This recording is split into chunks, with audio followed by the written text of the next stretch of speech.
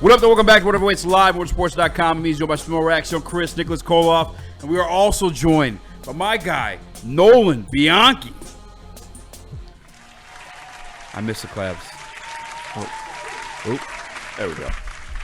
What's going on, guys? How you doing? Sorry about the delay. It's hard to find good help these days, you know. Yeah. I'm excited to be here. I wore my Wingstop shirt, for the Heavyweights pod. So there we go. I tried to be on theme. I appreciate that. Easy. Did you get a new co-host? Is this Graham Glasgow over here? Hey, hey man, I'm just trying to get through camp. Really trying to play right guard. Feeling pretty good. Not center? No, not center. No, I'm really comfortable at right guard. Yeah. Good bet. Yeah. Let's start there, man. So yesterday they said the defense dominated 7-on-7s. Was that like? Is that a takeaway for the offense? Takeaway for the defense, or is that just a good day for the defense? Leave it alone. It's just a good day for the defense, especially like this early. Like the 7-on-7 periods are definitely slanted towards the offense because it's just there's so much more ground to cover, so much more space for guys to run to, put defenders in conflict, all that kind of stuff. But when it comes to it was probably 8 plays like that we're talking about. Like when you talk about like dominating a 7-on-7 period, it's not very long. So there are guys on that defense who have been impressing. I think Terrion Arnold being one of them. But as far as like reading too far into 7-on-7 stuff, I probably wouldn't do that at this stage. Once we get closer to the end of the year or end of the camp, and you can kind of take the totality of it. But defense playing well, but the offense looks pretty good too.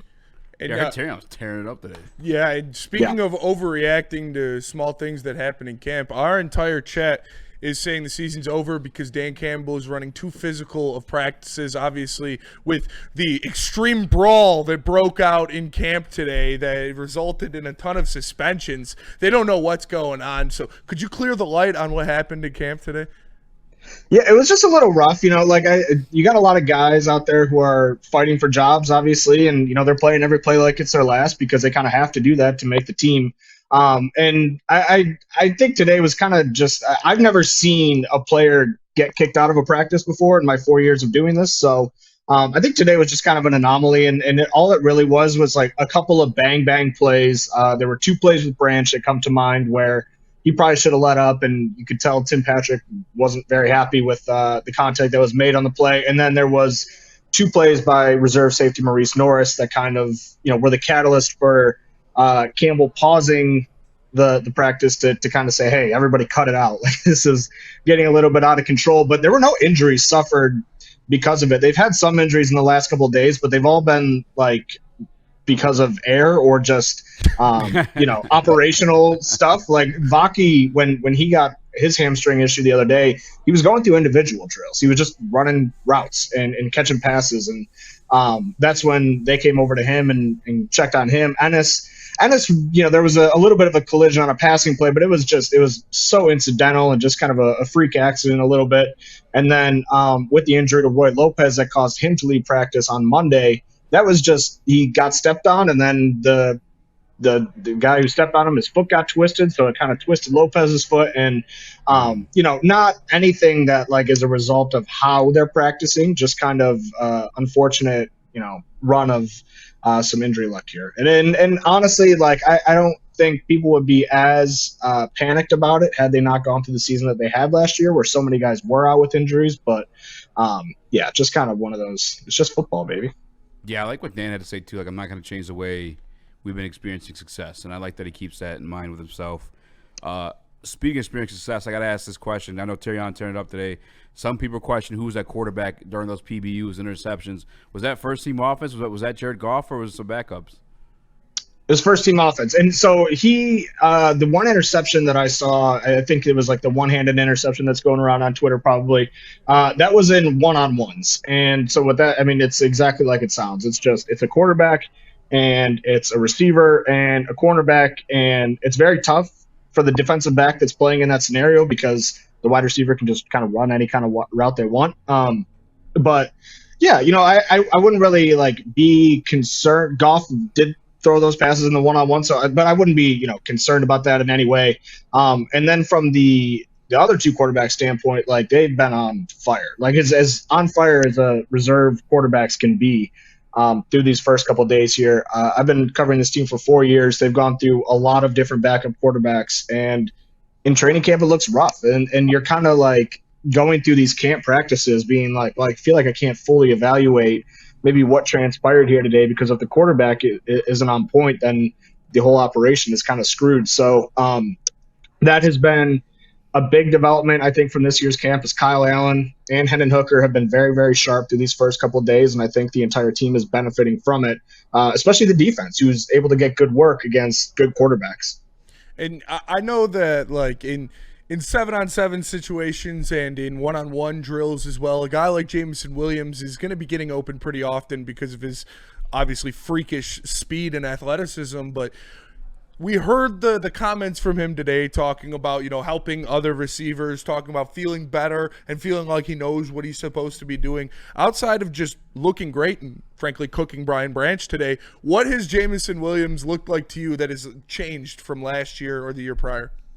His swagger this season has been undeniable. You saw it, I think it was yesterday. The days are already starting to blend together, but it was yesterday where he twice was in single coverage, man-to-man on his routes, and he didn't get the ball, and he wasn't very happy about it, and he let the sideline / quarterback / offensive coordinator know that he wasn't very happy about it. But I think that's like fine. Like that's kind of what you want from a really good receiver. And I think what we've seen from Jameson Williams to this point in training camps is like this.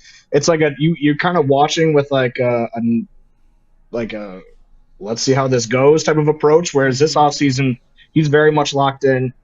I think you don't really have to worry about any of the stuff that you may have had to worry about in the past. Like, it's very interesting what happens when a player goes from could they break out to broken out. And I think he's kind of showing that the confidence that he gained from that 1,000-yard season last year is helping him, I would say. Like, I think he just very much is in the flow of things, a part of the team, and not necessarily is afraid to mess up, which I don't necessarily think that was the case in years past, but I do think that there was a lot of pressure on him to fix a lot of things, whether it be the drop passes, whether it be the ball tracking, whether it be getting on the same page with Jared Goff, that I just don't think is a concern anymore, and it looks like he's feeling that. I see a lot of reports coming out about Marcus Davenport. Tons of good things. I heard he beat Penei Sewell. He's all over the place. How much can you take away from that when they're not on pads yet? Like, what are those reps looking like? Not much. I mean, they're not doing any one-on-one drills. It's all,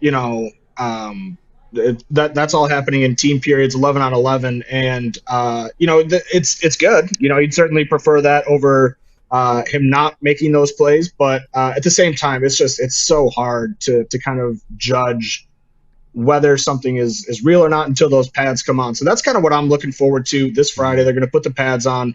But yeah, I mean, there's so many aspects of this team that is just hard to evaluate until the pads go on. And, one of them is obviously the run game, the run blocking, the pass rush, the run defense. So there's a lot of different things that are hard to kind of make generalizations about right now, just because of the fact that it's not real football. As Dan Campbell would say, they're in pajamas. So, wouldn't read too much into that, but like I said, you'd certainly prefer that over the alternative. And again, I think the biggest point of contention for Detroit Lions fans about this team this year is that interior offensive line. And we know that, again, that can't really be settled until you see pads on and you see what these guys look like. But did Tate Ratledge again today take the first team snaps at center? Because we made the joke about me wanting to play right guard, but if Tate's ready to go at center, if they're comfortable with him at center, I would rather see him at center too, honestly. Yeah. I think it's the ideal outcome for this team. Yeah. I mean, Graham Glasgow has been kind of, played all over the place over the last couple of seasons, and he's obviously had to play some center during a couple stretches where Frank Ragnow's been hurt, and he's been fine. But ultimately, his best position is going to be right guard, and he struggled a little bit last year. But it's a tough situation that he was put in, and a guy with his kind of experience and his savviness, I think, has the ability to bounce back. Whether or not he actually will remains to be seen. But yeah, I mean, I think Tate Ratledge being able to lock down that center job from jump is going to solve a lot of problems, not just now, but in the future, because you don't want to be going into next year being like, well, we tried it out and he just wasn't ready. How do we approach this offseason? That's not a great place to be. And you prefer to have the answer at center, and you can figure out, guard wherever, never mind the fact that they have a ton of guard depth. So like the future of that position is actually pretty bright. But yeah, if everything goes well and according to plan, Tate Ratledge will be playing center week 1, in my opinion. And there's no reason to believe otherwise. He's obviously playing first team center snaps so far this camp. Now, for years now, it's felt like ever since we got Gibbs and we had Monty, you have these two great running backs. We've been talking about getting them on the field together, and it's never really happened. But I'm hearing out of camp, it is happening. I'm wondering, is this a situation where Monty's moving to fullback, or is Gibbs just optioning out to, a slot wide receiver? Like, what's going on in these situations where both those guys on the field together? I think we've heard more talk about it than we have actually seen it on the field. But yeah, I think ultimately if that happens, it's not going to be a ton of 2 running back sets. It's going to be probably Jahmyr Gibbs splitting out as a wide receiver and David Montgomery playing running back. But I also wonder what they're doing to try and get Sione Vaki more snaps, because I do think that this team is very high on him, despite the fact that he didn't really get a lot of action last year. But it was his first ever season playing running back. He played his entire college career as a safety. I think he had 100 touches in his entire career. It might even be less than that when he was playing at Utah. But I am very curious, because I think that when you draft a guy in the 3rd round and you call him a running back, not a safety who can play running back, I think that's very notable. And he obviously hasn't been playing safety either in camp or practice or anything like that since he got here. So when you draft a guy in the 3rd round, you're going to try to find a way to make that work. And I feel like the stuff that you're talking about is a way to maybe get Gibbs more touches while keeping Montgomery on the field for those snaps, and then being able to sub Vaki in. That remains to be seen. Obviously, Vaki has been out with an injury. But as far as 2 running backs in the backfield, we haven't seen too much of that yet. Okay. You also went a little viral today, too. You posted the very intimidating angle of Alex Anzalone, might add, too. I thought I was about to get beat up and get my money taken from him. I feel like a little awkward vibe, man. I see you post is weird, and he admitted it was weird as well. What's your read on that one, and maybe a prediction on what's going to happen in that situation? I would say that it's weird.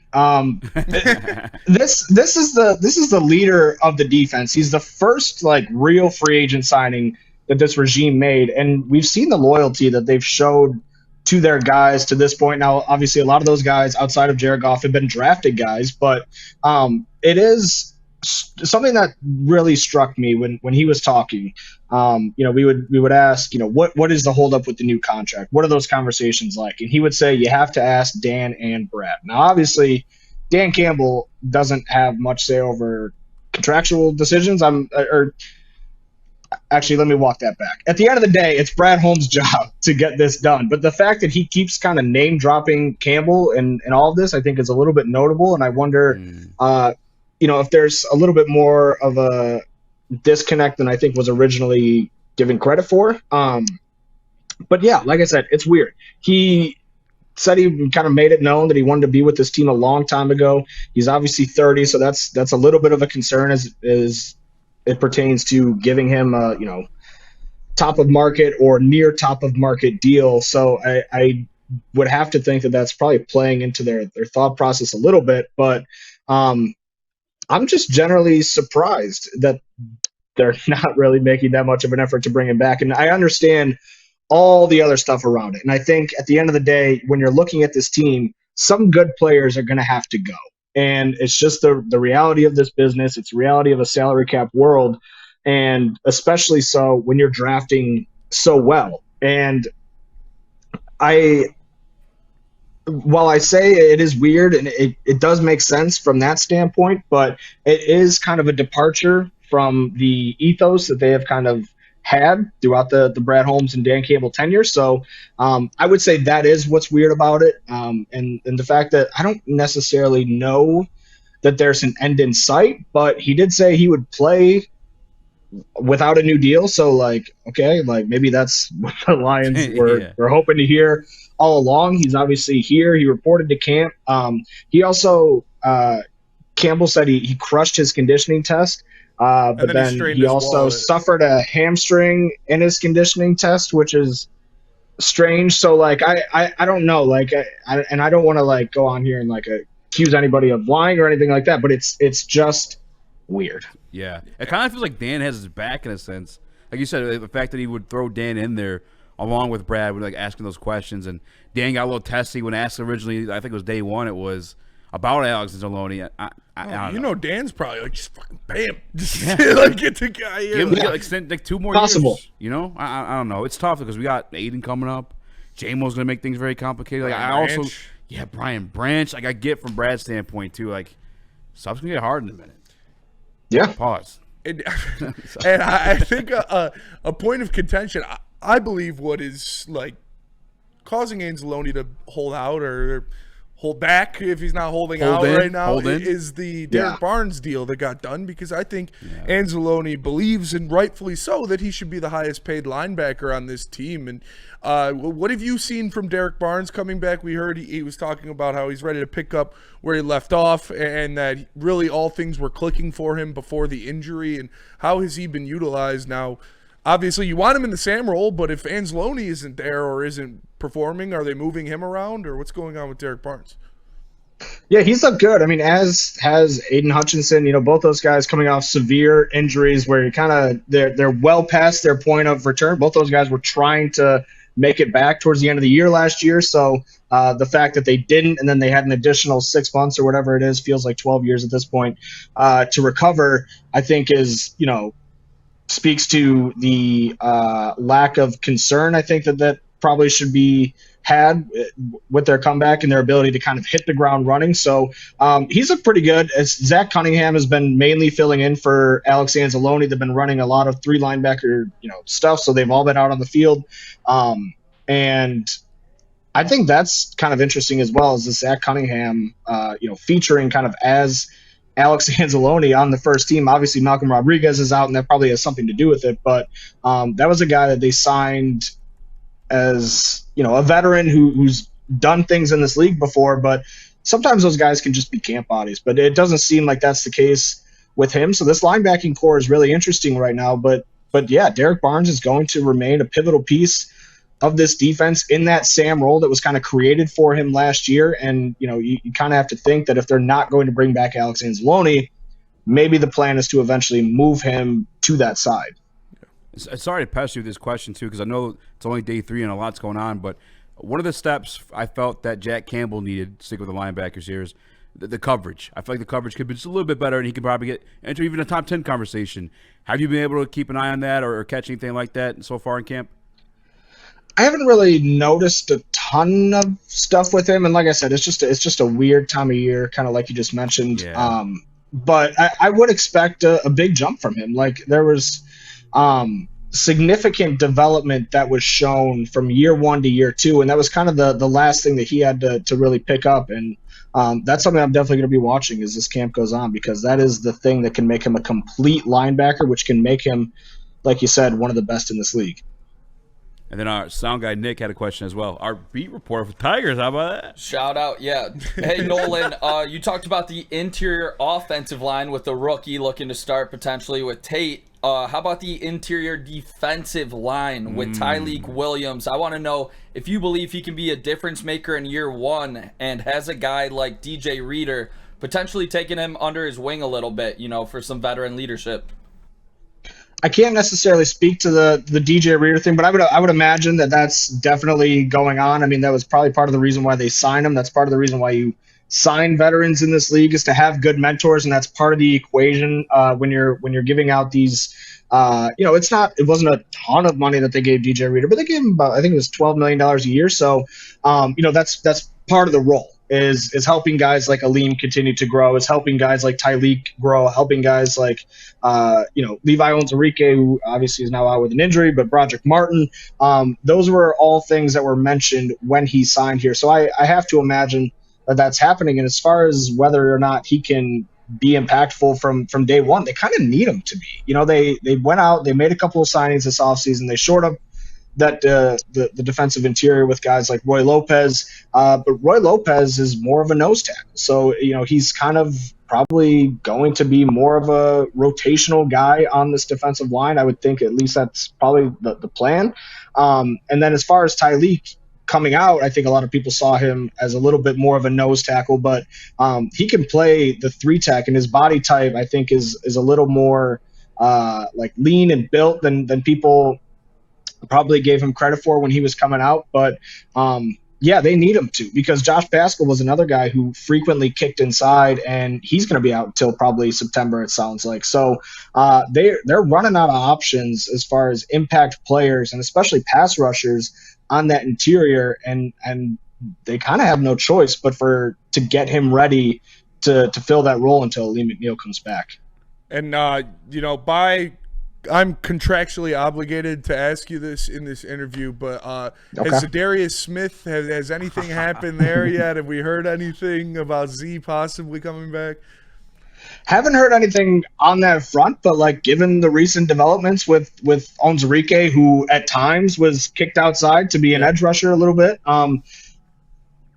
seems like a good idea, you know. And I don't know how much money he's asking for, but you're running out of options, and here's a guy who not only is somebody that you know, somebody that wants to be here, and I think he's kind of made that pretty clear, but it's somebody who knows the defense. And, you know, that was a big part of him. That was a big thing with him coming in last year, was they were so decimated on that defensive line. He played everywhere, and they got him ready to play everywhere. And I remember talking to him kind of towards the end of the season. He was like, it's tough. Like, they're asking me to do a lot of different things. And I think, you know,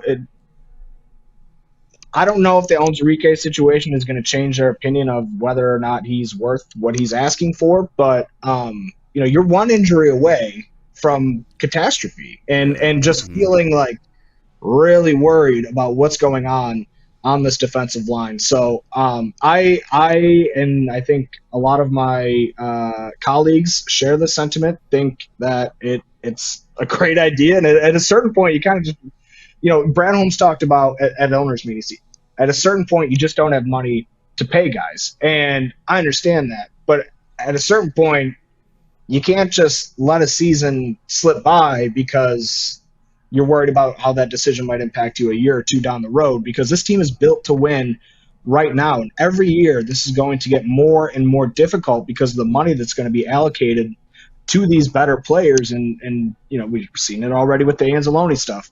And so I'm just so curious about that, because I would have to think that their sense of urgency is high. And I do think that a big reason why they stayed pat last year was this idea that, like, they were robbed. You know, they were robbed of the chance to go with their best horses and try to win a Super Bowl. And already they've been robbed of a few of those horses. And it's not going to be easy to make the playoffs with guys like Lee McNeil missing most of the season. You know, guy like you just lost Onwuzurike. If you lose one more guy, like, yeah, you can get by and you can win a bunch of games against the AFC South and you know, teams like that. But the reality is the schedule is insanely difficult this year, and I'm sure that's probably not factoring into their decision making. But it's going to be a lot harder to win this division, I think, than it has been in years past, despite the fact that the NFC North was historically tough last season. And we're not even just one injury away from catastrophe. We're one injury away from catastrophe with Marcus Davenport as a starter. So, like, it's oh man. The anger sharks are starting to swim a little bit, and the season hasn't even started yet. Go ahead. I apologize. No, I was gonna say it's tough. Like this week specifically in the NFL is supposed to be like, this is awesome. Like, it's a year this year, and it's just, it doesn't feel like that. Yeah. Amon-Ra, I feel like, has a similar game to Josh Paschal, and I think he's a little bit thicker. Has he played inside at all? You think that could be a guy stepping in at 3-tech and at least give it a shot? I haven't seen that yet, and I think a lot of times with young guys, especially like these like raw, talented players, like I do think that the probably best course of action is to say, hey, here's your one thing. You're just You're just sticking at edge rusher. And that was something that we've heard in a lot of different ways. Brian Branch in his rookie year, he was incredible as a nickel safety or nickel corner. And then they were like, all right, well, why don't we move him to strong safety and see how he does there? And then they kind of realized, like, oh, we put a little bit too much on his plate. Let's dial it back. Let's get him, doing what he does best. That another one that comes to mind is Colby Sorsdahl. I remember when he came in, talking to Hank Frey, the Lions O-line coach, Sorsdahl was drafted as a tackle. He played tackle in college, and when they brought him in, they said, we know you're a tackle, but we think you might have like I don't know if it was a better path to the roster or just a better future as a whole at guard, and you're just going to play guard. Like, don't even think about tackle. Don't, forget everything you know about playing that position, except for the things that relate to playing guard. But a lot of times, especially for a developmental piece, like, I think the best course of action is to say, like, let's simplify things as much as possible. Let's get you better at this so the game slows down, and then we'll add these things to your plate. And so I haven't seen him on the interior yet, and I wouldn't really anticipate a whole lot of that in his rookie season, at least right now. Okay. And then I want to sneak two fun ones in, because I know you just covered the Red Wings. How you feeling about their free agency? Come on, dude. I haven't been as dialed as I have been in years past, but, like, I don't know. I don't want to say anything outlandish, but I'm ready to go here.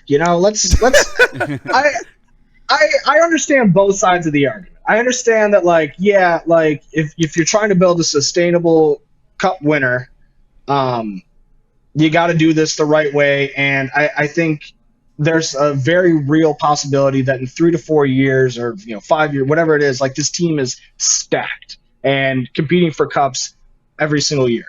But on the other hand, I don't ever want to hear Ken Holland's name mentioned ever again. Like, he's been gone for 6 years, 7 years. Like, he left the cupboards bare, but I'm sick of hearing about it. That's where I stand. It's been a minute. And this year, you got some money. Last year, you had some money. Do something with it. We suck again. No, absolutely. And then, Chris, I don't know. Did you grab those pictures? Like, I just sent one. I did grab the one you sent. Yeah. I got a question. Like, if you had to name this duo here that I'm about to show you, like a wrestling name, because I know one of these guys is a wrestling fan. What would you call this that I'm about to put on the screen here? What's the tag team name of this right here? So much aura in this photo. There is some aura there. Oh man, I don't know. What's some sort of those shades are play on words for big and small. Thank you.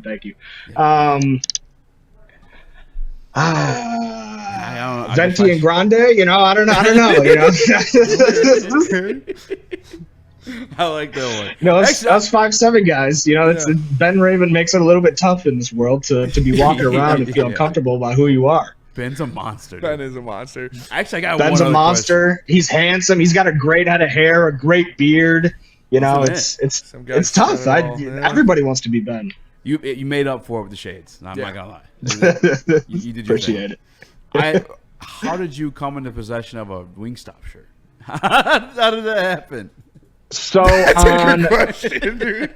So on 313 Day in Detroit every year, it's a big the March 13th or whatever it is. A lot of places around Detroit are doing like fun little things, and the Wingstop that just opened by my house on East Jefferson was giving out shirts for the first like 200 people that came into the store, and you didn't even have to buy anything.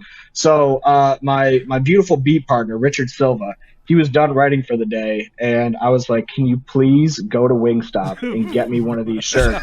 And now like many of us actually on the beat have this shirt. Like Colton Pouncey also has this shirt, and whenever we're hanging out and I'm wearing it, I gotta be like, hey, I'm wearing the Wingstop shirt. Don't wear your Wingstop shirt. And it was funny because we actually saw each other a couple days ago, and I was thinking about wearing my Wingstop shirt, and I didn't. And then I showed up, and he was wearing his Wingstop shirt, so it ended up working out. But there's like 4 guys on the beat with these awesome Wingstop shirts. It's not just Wingstop either. It's the Detroit Pistons too.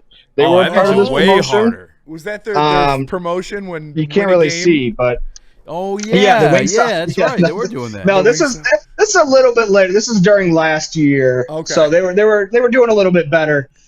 They weren't necessarily the Wingstop Pistons, but yeah, shout out to Pistons, shout out Wingstop, give me some free merch. It's one of my favorite shirts. It's very comfortable, very heavy. You know, it's not great for like real hot summer days, but I love it. I love it. No, So I appreciate you taking the time coming through, man. Thank you so much, man. I know you got an article. I'll push that thing. Let people know where they go to read your stuff and what else you got going on. yeah, DetroitNews.com is where you can read all my stuff. You can follow me on Twitter at Nolan Bianchi, and then also me and my B partner Richard Silva, we host a show called Gridiron Gang. It's a podcast, obviously, and the Gridiron is GRITIRON. So you know, a little play on words with the grit. So go check that out. We just did a 2-hour training camp preview. I don't think it's dated yet. Like we're talking about a lot of things that have yet to kind of evolve yet. So go check that out if you're interested in that. We talked about, I think, every single player on the roster, and we'll have new episodes every week. So go check that out as well. Thank you so much, brother. No, you're the man. Thank you for having me. I appreciate you taking the Anytime, time. Anytime you got a hot take, you want to get off your chest, food take, Pistons take, Red Wings take, whatever it is, man. We're here for it. I appreciate you. One immediately came to mind. Can I get it off? Yeah. For sure. This is me hating on a local brand. Okay. I think okay. better made chips are the worst chips in existence. Oh, shit. I didn't see that coming. So you would take Lay's, like classic Lay's, over the classic Better Made chips? 1,000 times out of 1,000. Wow. There's not a single scenario. I'm not even a chip guy to have a strong opinion on this. I'm not mad at it, honestly. I'm a chip guy. I'm a salty and savory guy. Those are my weaknesses. What's your and favorite carbs. chip? Spicy sweet chili Doritos, hands down, 100%. Not Those even are close. actually great. Oh, yeah. Those are the best chips in the world. For sure. Oh, Chris got some Absolutely. pushback. Can I here. quickly say this because I want to back up Nolan's theory because I actually know somebody who's set to inherit. This is my first job I worked at. The parents of Better Made wanted him to work. Yes, he's the Mr. Better Made. The He's heir the of heir to the throne. Better Made throne. Mr. Better Made the guy himself. was weird and a dick. So yeah, so I think Nolan. Well, there we go. Nolan's validated. his take. Validation. Dude, Better Made just Thank taking you. shots right now, dude. Where do you... And your son sucks, dude. You're such a dick, and your chips suck. The original, the wavy, the barbecue, and you know what really are awful are those like intentionally burnt chips that they sell and everybody like thinks they're great. Those are terrible. Yep. They're like objectively garbage. And one question, because I feel like I stand alone on this. This is my hot take for Detroit food, is that I think Chicago dogs are better than Coney dogs. Incorrect. I've never had Chicago. I think that's incorrect, but I do like Chicago dogs. I just look at, like, I probably do have a little bit of bias in there. The only time I want a Coney dog is if I'm like blacked out. Maybe it's because I grew up around here. I've been eating Coney dogs my whole. But the only time I want to eat a Coney dog is if I'm like blacked out on a Friday night. But Chicago dog, I'll eat at any time. That's fair. That's fair. I also have another take that I discovered a few weeks ago. Okay. I was at a Waffle House and never really been to a Waffle House Were you before. throwing hands at someone? Yeah, it's like No, Caitlin it's Clark. like- Yeah. It was like 11 o'clock in the morning. But so I was in this Waffle House and we got breakfast and it was good.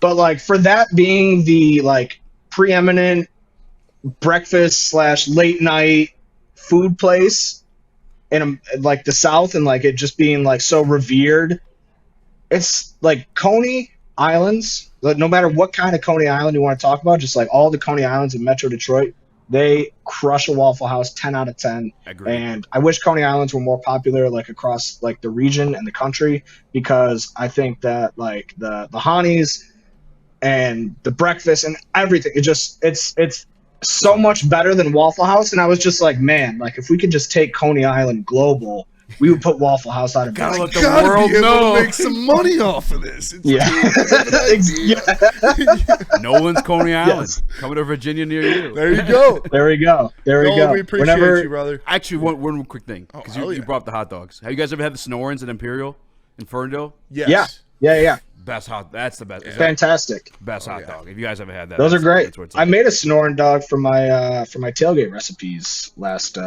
year. I do a weekly series for the Detroit News called Tailgate Recipes because I used to work in a restaurant for a scratch kitchen for like 6 or 7 years, and I love cooking, and so I do a weekly tailgate recipes thing, like inspired by the locale of the upcoming opponent, and I made Sonoran dogs, Coney Sonoran dogs, actually. So Who was the opponent for that week? they were very good. The Cardinals. Damn, we're not gonna play them for a Yeah, minute. Arizona. Do you actually make these Arizona. food? Like, can we be invited to a Yeah. testing for this? Yeah, I bring it. So what happens is every Thursday night I leave the facility and I'm like, shoot. Like I don't know what I'm gonna make, and then I go to the grocery store and I kind of just figure something out on the fly, and then I go home and I am usually like cooking until like 12 or 1 o'clock in the morning, and then I bring it all in on Friday for the entire beat, and they get to try it, and then when I post it, they're all like, "Oh my gosh, this is so good!" So, We one of these days I'll have to swing by, or we can collab on something, and we'll make it work. Hell yeah. Yeah, whatever you're down for, I'm down for. I'm here for it. I might be seeing you very soon at Lions camp wearing full uniform. So Beautiful. that's all right. Yeah. Beautiful. We're I'm still- happy for you. I can't wait to see it. we're still figuring out where we're gonna do it, if it's gonna be Allen Park or here, but yeah, I'm excited. Fantastic. I look forward to it. Nolan, you're the man. Appreciate Yeah. you, brother. Thanks for joining, brother. Thank you, guys. Have a good one. Shout out. Nolan's